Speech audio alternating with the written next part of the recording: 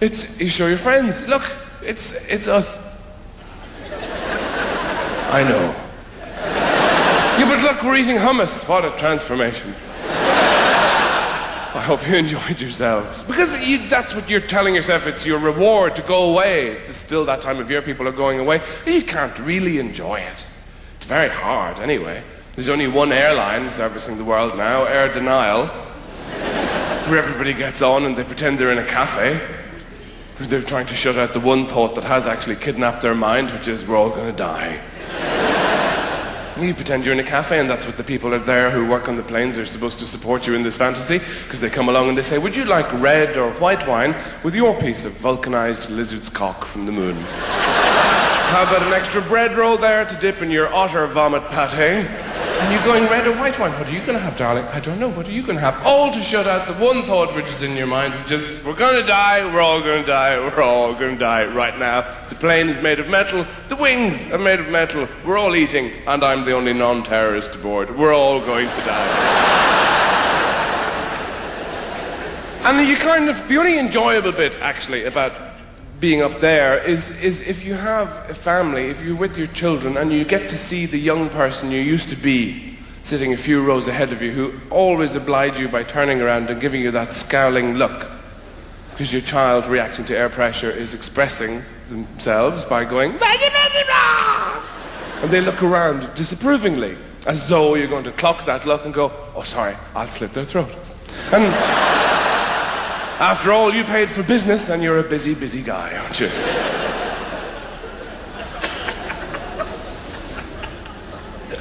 You kind of prop yourself up with all those things, you know, holidays and stuff, especially in this part of the world. When people get depressed here, they don't really handle it very well. In other cultures, they do something useful. You know, they have a rain dance or they throw stones at one another or something. But here, when people get pissed off, they go, I can't carry on, I don't understand my life anymore, I don't know what I'm doing, I can't fucking handle it, I can't deal with anything, including these cornflakes, I just don't know what's going on.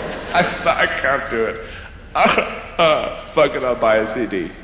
I'll get a CD and a jacket, fuck everybody. But because you're out of your mind, not feeling well, you go and you buy stuff you didn't really want anyway. You know, the Ecuadorian women's folk choir doing the songs of Kenny Rogers. And you bring it back, some canary yellow jacket with purple buttons up the front, and you look at this and you think, what is this shit? What was I thinking?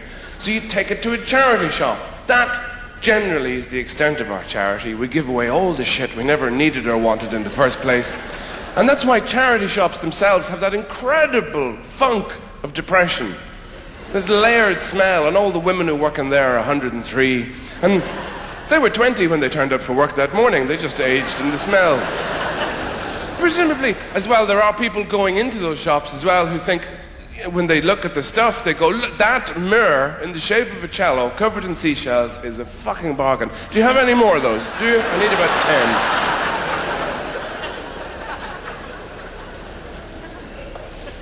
So, what takes you out of that? What will get you away from all that? All the interiority you don't need. But children are very good, actually, for that. Teaching you about the world. Peeing on you. It's hard to feel sorry for yourself and your past if you wake up with somebody sitting on your face saying, I'm hungry. But you know, women are more supportive of one another around children. If a woman gets pregnant, you know, other women pitch in and they sort of talk about it, and it's far more useful. You know, when men are about to have a child, if they have young male single friends, they're not so good. You know this. You know, your male friends arrive and they stand there and they look at you and they come and see the baby and they don't really know how to deal with it. You know, they don't get it, because they go, well, I'm here, you know, your house is a medley of disgusting smells, there's nothing to eat, everybody's wearing bathrobes, there's no bar, I can't fuck anybody, why am I here?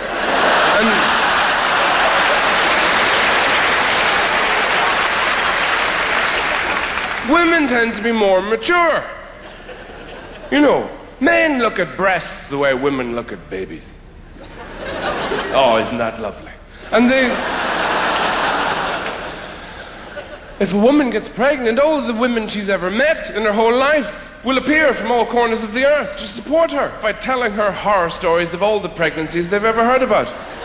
It's fantastic what you're doing. I love the way you're handling this. It won't be like what happened to Michelle. What? What happened to Michelle? Oh, did I say Michelle? I didn't mean to mention that. I'm sorry. Don't worry. She was a fool. She ate vegetables and drank water. The baby came out her ear. You'll be fine. You'll be absolutely fine. Nothing will happen to you. She can't sit down now. Nobody in the family talks to one another. You'll be fine. Don't worry about it.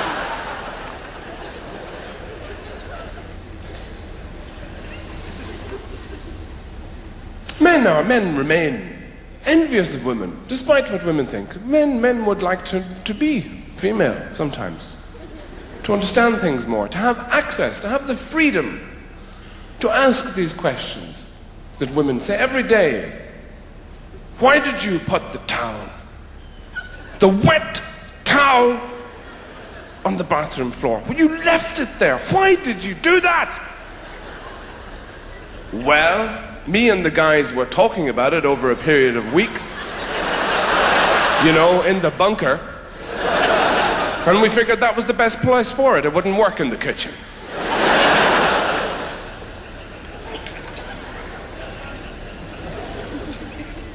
The questions that everybody asks now are the questions that everybody has always asked about each other. You know, you still hear all this stuff, what do women want? As though it's really mysterious, as though it's a big deal. All a woman wants is what anybody wants. You know, friendship and companionship and respect and a certain amount of leadership with submission and a kind of cooperation at all times and a preemptive empathy and, you know, general telepathy. It's no big deal, is it? And then when the same questions are asked of men, what is it that men want? You're always told that it's really very simple. You know, it's something like lingerie. Now, historically, there hasn't been a big demand for male lingerie from women because there's a limited amount you can do with male genitalia. There's a limited amount you can do with anything that looks like it's hanging out of the side of a shark's mouth. And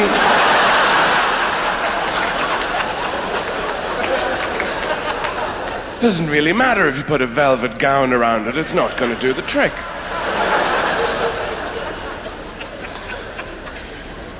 We're told that this is what men want, lingerie, you know, for women to look like cakes.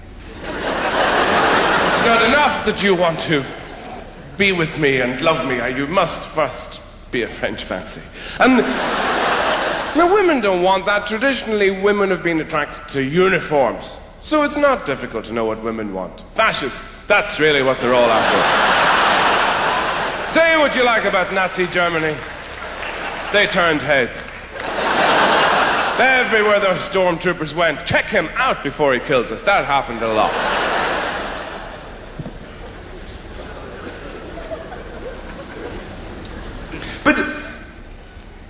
But sometimes I think it passes through the mind of heterosexual people that it might be easier to be gay. Because obviously, you know, there's apparently less responsibilities outside yourself. That's how it would appear sometimes. And also, you know, if you're straight and you're pissed off or stressed out, what do you do, really? You know, you have an extra piece of cake or a couple of drinks you shouldn't really have. If you're gay, you can go to a toilet and fuck a stranger. Now that has got to work some of the kinks out, hasn't it? Afterwards you must think, yeah, I can deal with my emails now. But because of that, then you get straight people disparaging gay relationships and saying, well, it can't be meaningful, you know, if you met in a latrine. But most heterosexual people in this country and around the world meet each other and get together with one another when they're totally, totally drunk. Smashed out of their minds, they could not spell their own face. And they go home with that person. You might spend months with that person, or a year, or you might have a family. This is what happens. This is how you meet. But you wouldn't buy a toaster when you're drunk. Because that's too important. It's got to be crispy in just the right way, hasn't it? I think that's why you see couples sitting with their new babies outside cafes and so on, drinking tea, looking at one another, looking to the pram, looking into the middle distance and back to one another, because they're thinking, oh, what the fuck happened?